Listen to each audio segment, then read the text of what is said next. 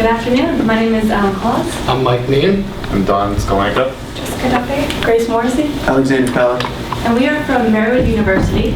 Today we will be representing a consulting firm addressing you, the Executive Board of the Judges Energy Corporation, who are currently looking into advancing your hydraulic fracturing industry into Pennsylvania.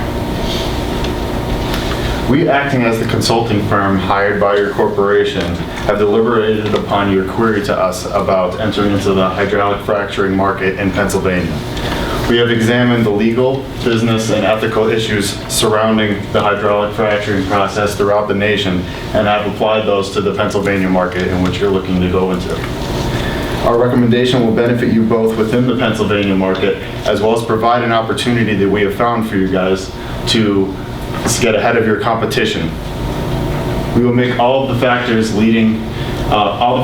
we will cover in our presentation clear to you throughout the presentation, and we will welcome any questions or concerns you have for us to clarify things at the end. Since this is relatively a new source of energy, natural gas that is, the existing regulations in place are either lacking and not adapted to the new energy, the natural gas fracturing, or they're not in place yet because of the slow-moving government. It takes a while for things to get into place. So there then lies a disparity between if there are ethical problems going on, there isn't necessarily regulation in place yet to keep you in bounds. So eventually though, those regulations will be in place at some point in time if it is not right now. But what we're trying to convey to you, the corporation board, right now, is that the merit of ethical responsibility becomes diluted when you're required by law to act a certain way. But it says something about a company that recognizes that responsibility, has the power to act upon the responsibility, and finally acts upon that responsibility on their own free will, not upon regulation. As a little background on hydraulic fracturing, as you guys would know, is hydraulic fracturing is a process to harvest natural gas from shale rock beneath the ground. A company would come in, take a tract of land, and dig a well deep into the ground into the shale rock. From that point, they would inject a high pressure solution of water, sand, and chemicals into that crack, fracturing the shale rock and releasing natural gas, in which would travel up the well, and they would harvest it. Companies would solicit land that is above these the shale rock deposits to try to see if they could sign a lease contract with them so that they would be able to go on their land and harvest this gas. To entice people to sign these lease contracts, they offer signing bonuses for them as well as royalties to be paid to them for how much gas is harvested off their land. According to our research right now, Pennsylvania right now has a minimum royalty that you can pay people that you have a lease with, and that is 12.5% of everything that comes up from the well. There are a lot of problems that have occurred in hydraulic fracturing throughout the nation though, and we want you to be aware of that, as you should know already. There is a lot of water, air, and noise pollutions that affect families. At times, there's situations in which wells are being dug on close to a property line of another person who's not entered into that contract with the gas company, and that could affect them as being they see this industrialized burden and close by to their neighbor, and that at times has reduced the value of their home because they have to see that every day, and when it gets appraised, it lowered the value of their home. And as we'll talk about later about the water and air noise pollution concerns, Ellen will go through regulations that are in place for that. To show you what I was talking about, the property lines, here's an actual house in Pennsylvania that had that problem. This Howlwich house here, they bought a piece of land and planned on building that house there. And unknowingly to them, the property line ends right up out on the edge there, so they own from back here. Their neighbor already had a lease contract signed with a gas company, and they were planning to industrialize right there. So as they already were building their house, that's when this started to happen. This is well beyond after their house is built and after they have to deal with this. And the cost that it took for them to build their house just got completely undercut because the value of their home went down because of all this that they have out their front doorstep. Again, it's a thing that's not necessarily illegal, but it severely affected that family's quality of life living there. In light of the potential negative aspects that I have talked to you guys about so far, there's a lot of positive benefits of natural gas usage. It's a domestic and inexpensive alternative to foreign oil importation. And according to the United States Energy Information Administration, they released a study about this past winter, the average cost of households to heat their homes. And they just show the disparity between those households that are oil-based heat and natural gas-based heat. And those who had natural gas-based heat spent on average at most half to that of what the oil competitor is. So there's obviously a huge demand for people to want to lower their heating bills, and that is a huge amount to lower your heating bill by for the winter months. Overall, as we have said, this is a very new energy market that has boomed in recent years. But you have to keep in mind that this is a non-renewable resource. At a certain point in time, it is abundant right now, but it's not coming back. Whatever is harvested and used is not being renewed. So we want to try to talk to you guys about that, to keep that in mind, because at the longevity of the company, the steps that you take now rather than later will affect how your company will be generations from now. Next, we outlined the highlights of each regulation and law that surrounds and impacts the fracking industry. We cited them at the end for further detail, but right now we just have the outlines. So to begin with, the regulations are those specific to Pennsylvania. First is the permit requirements. In order to obtain a permit, you must provide information about the well depth and location, as well as surrounding geological formations and water supplies. Any surface water supply owner within 1,000 feet of a new well must be notified of the well being drilled by certified mail. The location requirements, there are a few different factors that play in. They must not be within 200 feet of any drinking water supplies, 100 feet of any surface water, or 100 feet of any wetland areas that are greater than 1 acre in size. There are a few mandates. Especially if drinking water should be contaminated during this process, you, the fracking company, must replace this contaminated water, and to be held responsible, the contamination must occur within 1,000 feet of the drilling and also within 6 months of the completion. Contamination accusations can be contested if the pollution existed prior to the drilling, if the landowner did not allow you to have a pre-drilling water test, if the water supply is not within 1,000 feet of the well, if the pollution occurs 6 months after the drilling, or if pollution did not occur because of the drilling process.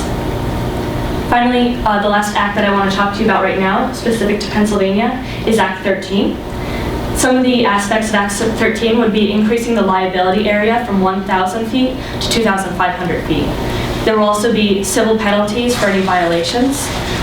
Chemical use disclosure is required, and there will be new standards for drilling bond levels, which basically means a bond would be that front-forward paying that you have to do to somewhat offset any potential damages that occur. And there will also be an increased pay for an impact fee from $10,000 to $50,000 depending on the size of the well. This money would go to the state of Pennsylvania, and 60% of that is distributed back out to the local municipalities on the condition that they don't add any more regulations than the state regulations. Some of the federal acts that are in place, to begin with, the Safe Drinking Water Act, and basically this regulates any underground water injections, and the aim is to protect the groundwater resources. However, the regulations exclude any of those done in pursuit of oil, gas, or geothermal drilling, with the exception of injecting diesel fuel. The Clean Water Act regulates the discharge of pollutants into rivers, streams, wetlands, creeks, etc. And the purpose of this is just to protect that water quality. However, any stormwater discharge is exempt from oil and gas drilling and production activities. The Emergency Planning and Community Right to Know requires that you disclose any information regarding the location, the quantities, storage, release, and transference of any chemicals. However, it exempts oil and gas exploration and production wastes. The Resource Conservation and Recovery Act regulates the management for managing solid wastes. one of the loopholes for this is that it exempts, again, the oil and gas exploration and production wastes. And finally, the Clean Air Act regulates the discharge of greenhouse gas emissions, and the idea behind this is just to protect and enhance the quality of resources and promote public health and welfare. However, individual wells are not treated as a major source of the gas emissions and therefore don't have to adhere to all of the regulations. Now, the reason that I brought up these five, I've obviously put before you that each one has a loophole that doesn't adhere, meaning that you have to adhere to them. This is going to become up more in the ethical issues because there's a difference between adhering to the letter of the law versus the spirit of the law and what that actually means. And Grace will be touching on that further later. All right, in regards to the business considerations for you guys as the Judge's Energy Company Corporation, there's been three major facets of the oil drilling and exploration industry that must be considered before entering the business market itself. The first one to look at is the corporate social responsibility. In doing so, you have to look at all the stakeholders involved with the company. So that's going to be the CEOs and employees of JEC, the local community, and the local environment. In regards to that, the local community has to be notified of all the drilling and stuff, and the environment has to be taken into consideration as well. So the switch to the greener style of drilling, which is going to be brought up later in the presentation, is one of the ways that the corporate social responsibility can be reflected by you, the JEC. A second facet of the entrance to this market would be the lobbying procedure and policy making.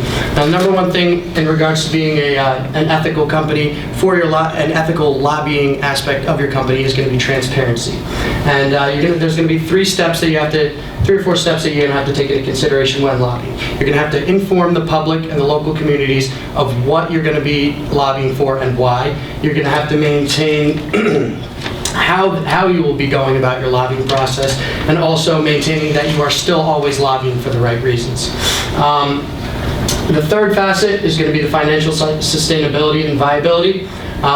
As we were saying before, it's a newer market than natural gas, but it is also a limited market. To take into consideration for that, the industry life expectancy will not be there permanently. So in turn, you as the JEC will have to maintain, have in mind that the industry will have to transfer, that this is not a sustainable form of energy, so this is a transition period, and you have to realize that going into this, as lucrative as the market as it is for now, that there will have to be a transition into another form of energy. In regards to entering into a new market, you have to perform an external environment analysis for your business, in which you assess the opportunities and threats. Now, as the JEC coming into the Pennsylvania market, already existing, there are several opportunities and threats. The first opportunity is to utilize and market the green initiative with the new filtration systems and greener materials being used. Tied into that is going to bring in the opportunity of your differentiation of service. Now, everyone within the Pennsylvania market is providing the same gas from the Marcellus Shale formation, but by producing it at a more green and more socially responsible standard, there's that opportunity to gain more customers. Like I said before, there is an abundance of raw material at this time, but it is a limited resource. But until that resource runs out, it's very promising as far as how much natural gas can be brought out of the Marcellus Shale formation. The access to distribution channels is already established within the Pennsylvania market because there are already previous gas companies involved. So the movement between trucking and bringing in all of your equipment is going to be a little bit easier to get into, opposed to an environment in which there's no pre-existing companies. The available workforce is there for Pennsylvania. With the gas companies, they bring in not only Pennsylvania workers, but workers from all over the country as well. So that is an easier opportunity for you as the JEC to take advantage of. And the fact that there's a lot of opportunity for collaborative social initiatives. Now, there's a negative image with a lot of the fracking because of the limited regulations at this point, but by establishing collaborative social initiatives, you can kind of give back to the community for a long-standing time by setting up environmental protection stuff for the communities that have been impacted by the drilling. As far as threats go, the economies of scale and the cost disadvantage is going to come into play when moving into an already existing market where there are competitors. The switching cost is going to be a big financial deal. Obviously, moving to greener production standards and using greener materials is going to cost more, and there's obviously financial implications tied into that, but which will be touched on later. But that is one of the other threats. Brand loyalty is going to be an issue because of these pre-existing companies already there, but with the opportunity to market the green production standards, that's going to be something that you can counteract. The substitute product, as I mentioned before, everyone is producing the same gas from the Marcellus Shale formation, but yet again, with a more green production standard, that can be also combated. Now, within focusing strictly on the green initiative, there's some opportunities if you choose to go this way. The enforcing and innovating the corporate social responsibility of drilling and gas exploration companies is going to be a big opportunity. That's going to be marketed. It's going to be ahead of the pack because there's not exactly a lot of companies, if any, who are realistically utilizing the greener initiative for that. The marketing opportunity, as I previously stated, is going to be a huge deal. It's going to be a first mover advantage because of the lack of more responsible gas exploration companies within the market. And by starting this trend, there's the opportunity to revolutionize the fracking industry and become the main name within the gas drilling and exploration in the Pennsylvania market. Now, threats, as I previously stated before, it's going to be a costly switch to the green initiative, but that's going to be a short-term investment. The long-term opportunities for that are going to much more outweigh the cost of the initial switch to the new materials and standards. But like I said, that's going to be, the opportunities very much outweigh and have a lot more advantage to overcome that threat itself. The potential marketing outcomes are a threat in the sense of if there's not a positive reaction to the green standards and the consumers are more concerned with staying with the company that they want and the marketing doesn't get out there, that also acts as a threat as itself. And now Jess is going to talk about more the ethical parameters. And before Jess goes, I just want to tell you that you have approximately 12 and a half minutes left with the three of you, just so you're aware of the time. So given the public dependence currently on natural gas, there is still great incentive for chemical engineers to continue drilling. However, because of this, it has to be viewed in light of the ethical considerations which arise due to the fact that there's both environmental and public harms which can result during the process of fracking. And within this, there are 3 codes of ethics professionally that all engineers must adhere to, which are the National Society of Professional Engineers Code of Ethics, the American Society of Mechanical Engineering Code of Ethics, the Society of Petroleum Engineers Guide to Professional Conduct. And firstly, all of which consider the fact that public interest must be taken into account, and the issue of reporting anything that will either harm the public or life or the environment must be appropriately addressed to the appropriate authorities, and it is crucial that the environment be paramountly considered in relation to financial gain. So through that, the heart of the dilemma really lies in addressing, do the costs outweigh the benefits?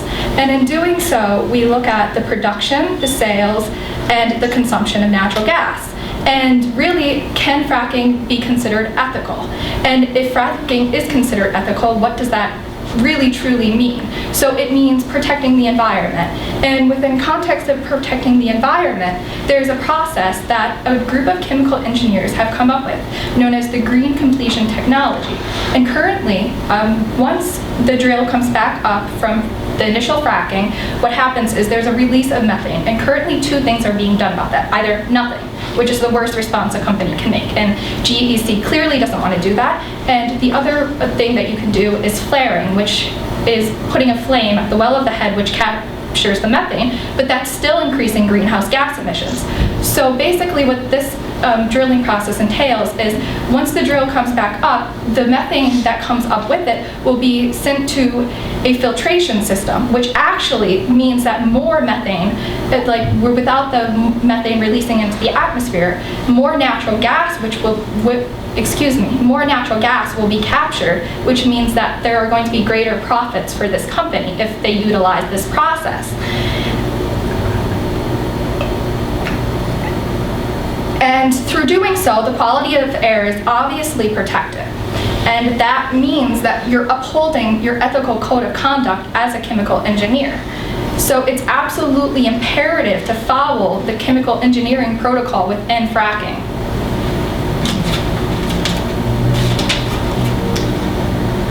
All right, so the situation that you yourselves find yourself in is an ethical issue, as many different factors are involved, including financial, political, social, environmental, and ethical stakes. So there is an opportunity for you to act in a way that solely maximizes profit within the confines of the law, but that would disregard the interests of other stakeholders outside of the stockholders, which would result in a short-term profit, which is excellent, but also resulting in real and serious consequences for stakeholders, which really ought to be considered. Stakeholders, as we've stated, include the local environment and also the local community. So why should you not proceed with the financially emphasized option? Why are we acting ethically? There are several reasons for this.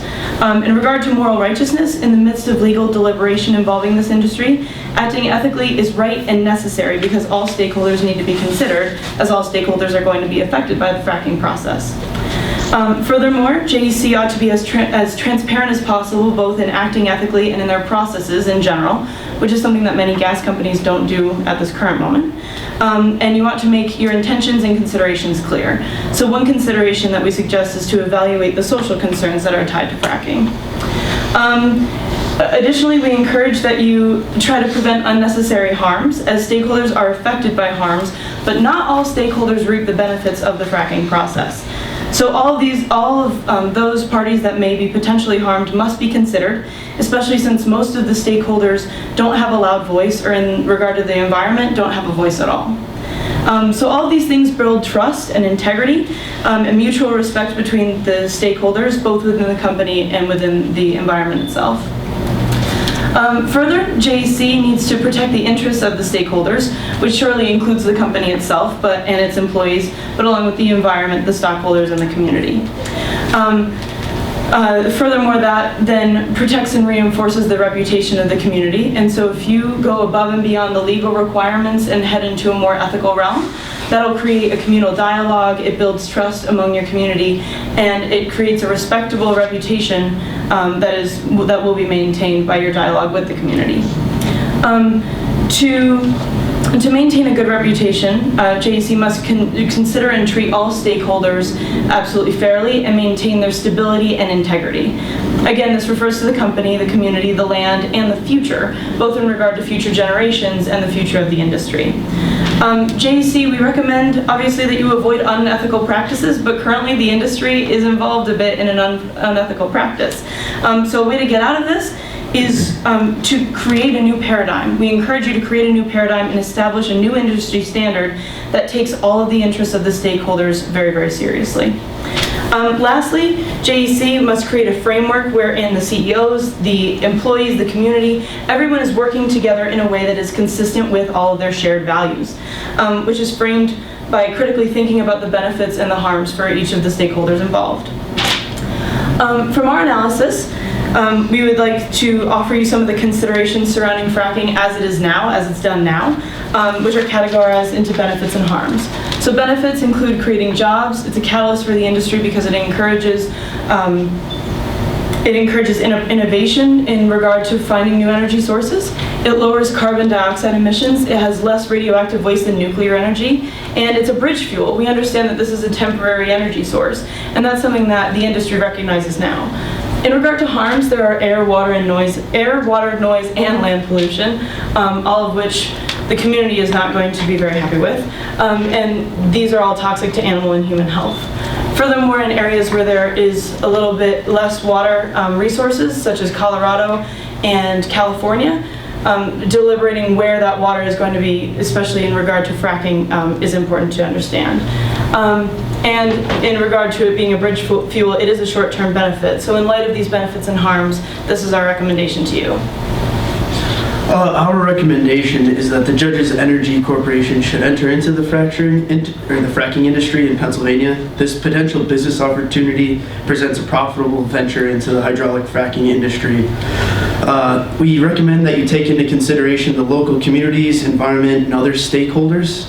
as they are just important as just your customers in general. And then as you enter into the industry, you should begin to use greener techniques and practices in the way you fracture the land and receive and take the gas out of the earth, as that would create it's more beneficial for the world as a whole. And then ensure that the practices explore go above and beyond current legal practices, as most of them do not. As you do this, you would, as you practice above the legal requirements, it is more ethically sound and you do better for all the stakeholders that are involved. This option would cost more upfront, but over time, as more legal requirements and standard practices are put into place through governments and the industry as a whole, you're more ahead of the curve and you can market the Judges Energy Corporation as a industry leader in the terms of the way they drill and fracture the land, their ethical practices, and how they redistribute the water and other things associated with the fracking. When taking on the cost, you'll be able to, the business you'll be able to market yourself, and then as an industry leader, we also recommend that you take 3% of the gross profits and reinvest them into research and development of alternative energies for the future, and so that in the future, when you can continue to grow in future generations and still be a competitive force in the energy market. Thank you for listening to our presentation, and we will now address any questions and concerns that you have. Okay, so let me shut this off, so I will this, and take the other one from you so we can reset it for the... No, not that one. I don't dare go you without, are you kidding? You want to watch something break, you give me a device. Okay, it's this not one, working. No. There's a T2, that's why. It's on 2, and you're right, it is not working. It will stop it, and it is now working. Hold on a second, and then this one will start as well. Hardest part of the job.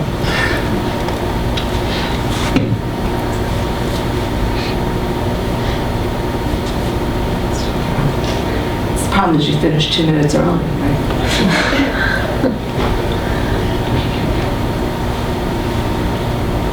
Okay, so let me ask you the first question. Sorry, your name is? Donnie. Okay, so Donnie, you put up the picture of the house. Yes. And the homeowner and said, look how close this is and how it's going to affect the value of the house. Yes. But subsequently, someone, and I think it was you, said that the homeowners under existing law have to be given notice of the fracking. So can either of you tell me where that would be an ethical issue? Didn't the owner of the house have noticed that the neighbor was fracking? Well, the problem with that, when they bought the property already, but when they bought the property and were looking from the realtor, they were not aware that the neighbor already signed a lease with the gas company. So when the neighbor signed a lease with the gas company, if it's a large tract of land that they have, the gas company is going to probe to see where they're going to exactly dig the well. So even if they were aware, it could be on that side of the property, which is well out of their eyesight and wouldn't affect the value of the house. Or if there's a large deposit they saw closer to the house, like in that situation, they would go there. If the prior homeowner had signed, if the prior homeowner had been noticed, then wouldn't this homeowner have a disclosure, would there be a disclosure obligation? I think it depends a lot too on when the house was actually sold, because depending on how early before drilling they had to get the permits, it's possible that the previous owners were notified. There are also issues, there's been issues where there's cases that land is sold and the land is sold to one owner and the mineral rights are sold to another owner. So there's a difference there as well. Okay. So I have another question for you before we go on to the other judges here, and I apologize because I didn't ask them to introduce themselves. If they're all these years of doing it, you think I'd get it right. What's the ethical dilemma here? Because I think you spoke to the fact that if you entertain green fracking, if you will, I know it sounds like an oxymoron, but if you frack green, you said that the production is significantly increased. right? Yes. Where's our ethical dilemma as a board then? Clearly, if we frack green and our production is increased, aren't we going to make more money out of that? Or have I missed something in terms of the, have I missed something about that? You will make more, yes, you absolutely will make more money. However, you will be shelling out more money in order to get the filtration systems, in order to act in a green way. And then we're also requesting, or we're encouraging you, I suppose, as your consulting company, that you invest 3% of your gross profit into greener initiatives, more like green energy initiatives. So there is quite a bit of money. There's a financial aspect that will be challenging you because you will be shelling out more money, particularly in the short term. But we're looking at your company as a long-term established energy source company. And in doing that, there are a couple shortcomings at this current moment that will last you for longer. So it depends on your framework. If you're looking more at whether you'd like more profit right now, then this may not be an option that you would like to do. However, in the ethical light and also in long term for your own business, this is the way to go. If I may add to that, also, if you look, as we said, it's a non-renewable resource. So right now, gas companies are enjoying the abundance of that, and if you follow the economic principle of supply and demand, there's a large supply, and then there's a demand for it because of the large supply, it could be offered at a lot of competitive prices as compared to oil. But eventually, those resources are going to be dried up, and as the supply goes down, the price will then rise. So that's why we're trying to show you guys that if you go into a different type of energy market, you'll be ready for that beyond your competition, already have it developed and ready to go. Now, what also we were trying to say with the legality issues of this as an ethical concern is because it's a new market and because of the slow-moving government, that how it's designed so that these laws are debated and don't go right into effect, it has provided an environment for all gas fracking companies that they have these loopholes in place. So it's not they're not legally bound to change these issues that we have presented to you throughout this presentation. But because they're not legally bound, there's still an ethical obligation that their feet aren't held to the fire to perform. So we're trying to show you guys that to boost marketing in the public eye, that you are actually taking these precautions when you're not forced to by regulation. That's something that a lot of gas companies aren't doing, and the amount of money that you would spend doing that is could be used in a separate light as a marketing campaign that you'll set yourselves apart doing this that your competitors aren't. It's something that separates good companies from great companies doing something like this. Okay. So please introduce yourself. I'm Christina Reese. I don't have a quick question right now. I'm still thinking. So go ahead. So you're saying that we should get into this business of fracking, and that's a lot of capital that goes with it, and then there are some side effects that you mentioned already in terms of the water pollution and air. Water pollution, I forget what else is in here. Air quality. Air quality and stuff like that. So with that comes a whole slew of, legal ramifications. Now, are you suggesting that I also then go entertain and make sure that I beef up on my lobbying arm of my company or for, so that they can be out, in Congress talking to, in regard to perhaps reform, like for reform, yeah. Right. That's something that we would absolutely, that's something that Mike actually touched on quite a bit, just in regard to lobbying. That's something that we would absolutely recommend. So in a way, our recommendation is threefold. One would be using the green technology. One would be exploring and investing in other sources of energy. And then third would be try to refine the lobbying process. Surely we're not asking you not to lobby. That's unbelievably important both for your business and for the community at large. But perhaps to try and reinforce, say, look, this is what we're doing as a company. This is what we find this to be ethical. Why why is there a discrepancy between the ethics and the legality here? So yes, we would absolutely recommend just to evaluate the way that you go about lobbying. And how do we, how would you propose, or are you proposing that we go out to the local environment and do town halls with them, and as we're coming in? I mean, there's some, there's to lessen their environmental fears, or, you know, for the drinking water and stuff like that. I think something important to consider, we were talking about Act 13 earlier, which increased a lot of the regulations that are on fracking. However, the reason that Act 13 is not in place right now is because many of the local municipalities have felt that power has been taken away from them and their regulations. Therefore, they sued the state, and it's currently in the Supreme Court. There was an equal vote, and Supreme Court ended up retiring, and so right now they haven't been able to decide that yet. And so I think it's important, as you were saying, in local communities, yes, to make sure that there should be these regulations. Ethically, these regulations you should be following. In order to stay with your competition, it would be beneficial to you to make sure that other companies must adhere to these regulations as well, because they do not have to adhere to the spirit of the law, only the letter of the law, which has many loopholes currently. So adding these new regulations on would be very beneficial to you.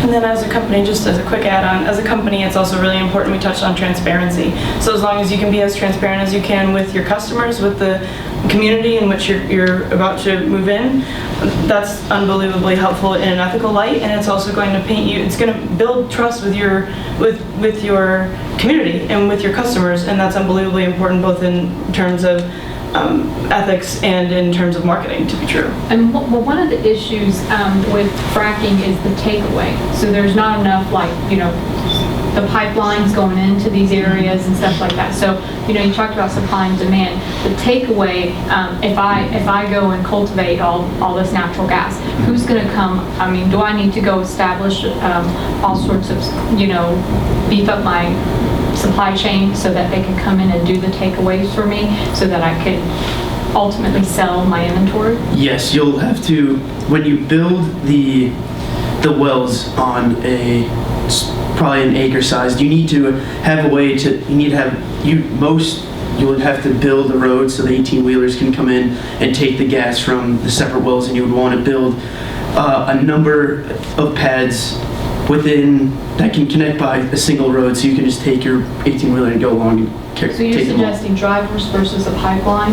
Yes, I would suggest that because it's better for the environment, because a pipeline would affect, you'd have to take out trees and land and affect the ecosystems and all the other things that come along with that.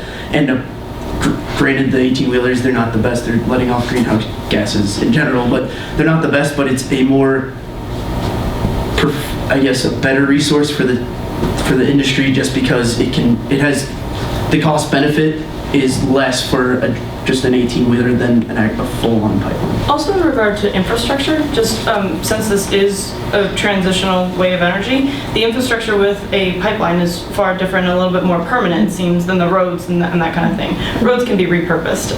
That pipeline maybe would be there because we don't have immediate suggestions as to how you would go about cleanup once these processes are done.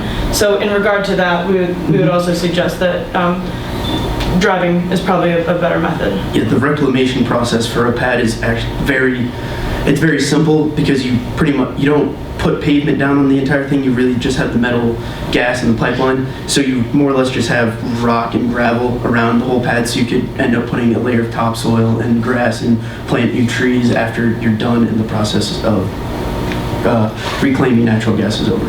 And that would tie into the collaborative initiatives I was talking about before, bringing back to the companies. You know, we had addressed how, you know, the communities are kind of on edge with fracking companies. So by implementing something more than what the standard of doing, which would basically be taking the well out, you got the gravel there, okay, and then that's what they call their reestablishing of it. This would be like a collaborative initiative, would be something that we would suggest that you would do to, you know, kind of give more to the community than just saying, okay, we took our equipment out, now deal with this. By like adding on topsoil, replanting trees, that's gonna look so much better as a company and just be so much more responsible as you could also build, since the pads are of a large size, you could build a playground or sports field or just baseball. There's many different options that could benefit the community. Do you have a question? Yes, well, first I would like to introduce myself. My name is Carsten Zem. I'm heading the Ethics and Compliance Program Office at Airbus, and I think it was very interesting, but I have some questions regarding the ethical dimension, okay? Because if I look at the business we are already in, I think we are already in the gas and oil business, so I don't really see the reason why we should treat this fracking industry different. I mean, you're talking about pollution, water pollution, noise. I mean, but that's there. So why is fracking such a new kind of business with ethical dimension that we would have to treat it differently, like you said? Or is it just another industry we have learned maybe from the past and want to treat it because of this differently in the future? I think one of the major reasons why it needs to be treated differently is given that it's a transition away from dirty energy. So we want to treat it differently because we realize that the environment is the world in which we live. It's what sustains and protects us. So therefore, as a company that's investing 3% into newer, greener energies, and that's purposeful. Furthermore, the other industries that are causing all these pollutions, we are absolutely not saying that is okay. We're not saying that that's legally viable, or maybe legally viable or ethically viable. And so just because others are not doing it properly does not exempt us from doing it properly as well. So this is something that we are talking to you as the company. This is the sphere in which we can cause change, and so we're encouraging you to absolutely do that as a company, and to the extent to which you can affect your community around you. Yeah, but sorry, I mean, coming back to the picture you showed, and also saying, I mean, but where's really the difference? I mean, compared to the classical kind of energy founding industries. I think can I rephrase what you're asking? Is it just that, like, what does one more company make a difference? Yes. Okay, so I think that's really something that comes up a lot. Why do I make a difference? Even just me as one person. If I go for a drive, is that really going to make a huge difference? There are studies like taking every fact, looking at the lifetime of a person. What does that actually mean as an individual? And it's shown that one person equals the lives of 1 to 2 people 100, 200 years down the road. One afternoon of me polluting is one afternoon of somebody, suffering. So as a company, think about all the people that you're affecting. Yes, you do make a difference. You individually make a difference. And sure, there's still pollution occurring, but you're just one little bit less. You don't know where that threshold is. You don't know when it's going to be too much to go over that. So you need to just do what you can morally, ethically, as a person, as a company, not to add to that and be different. And being able to say that is something that's going to make your company stand out, because sustainability is the ability to use what you need without affecting future generations to use what they need. And then one last thing, you also hopefully will be reaching out beyond the depths of your company alone. In regard to lobbying, that's something that if that is successful, that's something that could then turn into a legal issue and not just an ethical one that is specific to your company. And then that would require all of these other companies that are not doing what they ought to be doing in a legal or in a ethical sense, that will then require them to do that as well. So your stretch can be far bigger than first glance. Absolutely. And also, a lot of people, when we have a business and we work in that corporation, we expect that corporation to carry on and keep going beyond our natural lives, and it'll be carried forward by new members of that corporation. But we tend to still think of things more in terms of our natural lives. So the differences that we're talking about is going to be happening is we're looking at it as far as the pollution and everything of our lives. So we might not see exactly where it's going to be, but for the good of the company that we're trying to consult for you and you're trying to represent for the good of your own company, you have to look beyond your natural lives and the company's greater long-term life of how we're going to set up for that. So right now, if the status quo is here for how much pollution the company like this is allowed to be, and that's where you and all your competitors stand at, If you want to stay there and that's your decision to stay there, that's fine. You'll still make a profit in Pennsylvania, as we had said. But if you want to change the mold and make your own status quo, not follow that status quo, now all your competition is going to have to live up to your lines that you have set for everyone, and you already took into consideration knowing that these regulations will eventually be in place if they're not yet, and you have already beat them to the punch and are developed for that now instead of reacting to it. Dollar-wise, what does that I mean, I didn't see that in your presentation. How does that translate? I mean, what's my bottom line? How does that In terms of which add to the aspect of doing things ethically, getting into this business, how does that? The way it would affect the bottom line of the company and the gross profits overall, spending more money up front and affecting the processes that would make the company greener, more responsible to your stakeholders such as the environment, the community, shareholders. It does cost more up front, so your bottom line is going to be a lot smaller than it would be at the beginning. In the long term, you would end up spending less money on restructuring capital and redoing the wells and redoing how the emissions from the wells happen. So you're spending less over the long term, so you can increase your profits over time.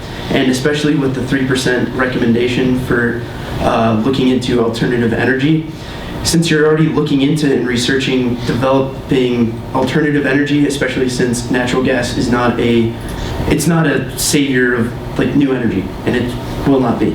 But if you come up with a new green energy resource that cars, buses just can be used in the world, that way you're already ahead of the pack and you just sustain the company for the long term. So as soon as you're retired and your kids are working in the company, that company's going to be taken off and just keep going. If you're asking about specific facts and figures, that's absolutely fair. This is unfortunately a bit of a hypothetical situation. We're calling you the Judges Energy Corporation. So exact facts and figures we don't have, because there are a lot of different factors that go into that. However, just when she examined a lot of like the corporations, thank you so much for coming. Thanks. When examining the greener methods, those were basically done in isolation. One was produced by Yale, one was done, I don't know if you look at the bibliography we have here. So some of them are done in isolation. So we don't have the exact facts and figures, but if we had a couple stipulations of how much you make in a year and all of these different facts that vary company to company, we would be able to give you that bottom line. So we apologize for that. I think one of the most important things to recognize is that whatever the cost may be, it's coming. It's either now or it's later. So, Absolutely. one way or another, you're going to be paying it, and it's the difference of getting ahead of the competition or suffering that later and, facing the possible bankruptcy if you're not unable to. And I think there was in the Yale study, there was a cost-benefit analogy. So hydraulic fracturing, the market took off in 2008, and we were looking into, if we don't do this here, we're going to have to start importing it from Russia, the Middle East, and other regions that have already brought in natural gas. And by 2011, we had increased we had reduced the cost of natural gas in America to where it increased the profits to $100 billion. And if a company was to poison a well water, it costs $500 to put in a new well. And if you put the polluted water over 1 acre of land, it costs $2.5 million to reclaim that in about only 100 of those types of situations. So on the high end, it would cost about $250 million for cost to fix all that, with the $100 billion that is actually gross profit that was changed in those 3 years. So it's less than 1% of a difference for that. So the cost benefit, there's a greater benefit than the cost. All right, I'm going to stop you now. Sure. We're out of time. All right, so just some rough comments. For a group of 6, which is I think the largest group we have ever had, it's typically the military academies who have brought the teams of 5 or 6. You handled it very graciously among yourselves. I have to single 2 people out. I think that your answer to that question that Karsten asked was very elegantly put. It was beautiful, beautiful I have to analysis. admire that one because she taught me all that in class. So Congratulations, that's your advisor. And you, I think, are headed to law school. I can just see great advocacy skills, very gracious, would make a great impression on a jury. My negative comment is don't read. Don't read. I can't say that enough. If something is up on a PowerPoint and I read at the speed of light, I'm getting bored in between having you read what's already there that I've already known. I want to get to the next thing. So you may be very overburdened with, with school and you want the crutch of having the piece of paper. Don't read and don't unfold and fold. If you're going to have it in front of you, the way you did it with the binder is much more effective than having to open a piece of paper.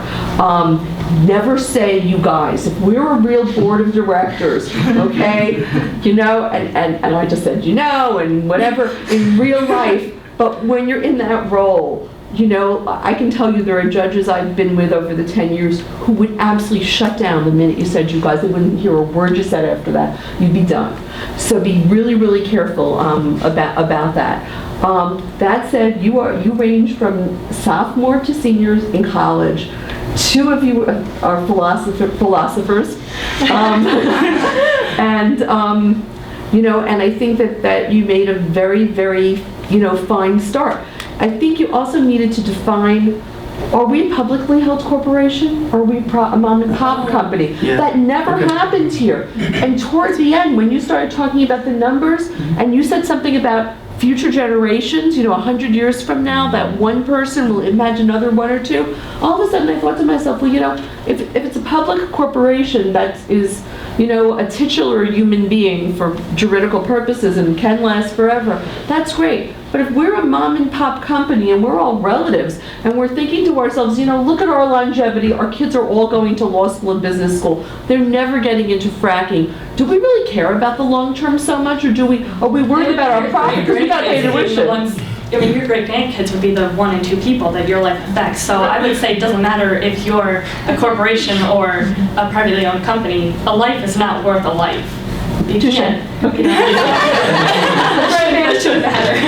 Brilliant thing to solidify, though. Absolutely. Yeah. For tomorrow. You want to lead with that definitely. Absolutely. Who's presenting tomorrow, by the way? Ellen and I. Okay. And in the 90 seconds? I'm the 90 seconds. You're the 90 seconds. Yes. Go for it. Your time. Yeah, I think you guys did a really good job. I think the slides were really well done. There was minimal information on there. Probably could have even been less. I think some of the slides, just specifically on slides next, probably not tomorrow, but there were, opportunities and threats, and, I don't know if you really addressed each threat or harm, enough, or didn't counteract with what was on the slide so much. But I think you guys did a really good job. I think as a board of directors, I think we would be focused a little more on the bottom line, but it wasn't talked about a whole lot, so there probably would be a ton more questions in a real boardroom, but good job. Thank you. I think to just go tag on to what has been said, because I came in, and when I was listening to you guys, I thought it was a public company. So I'm like trying to understand my bottom line. I'm like, okay, this is what you're telling me to do. So yeah, I totally agree with what they've said. And then, but in addition to that, I think you guys did an absolutely wonderful job, given your grade level in undergraduate program and your majors. Some of it is, I think there's some business, but I mean, you guys were fabulous for an undergraduate program. I mean, I've seen this level of performance at a graduate level, so it's very excellent and very articulate. Very articulate when you weren't reading, but you knew your stuff. So you really need to believe in yourself, because that was very, very good. Thank you. Yeah, I thought also it was a very good presentation, but at the beginning I thought you were not meet the timeline. I was a bit worried. I was worried. Watching the clock. I don't know. I mean, I'm no expert in American law, but the question is really, was it necessary to dig so much into the legal framework?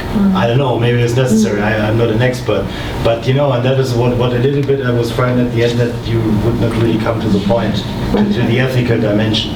But the part of that was just brilliant. There was definitely parts that I, for the sake of time, ended up taking out, but I think just especially the federal laws is really built framework for the ethical dimensions. You're the expert, so.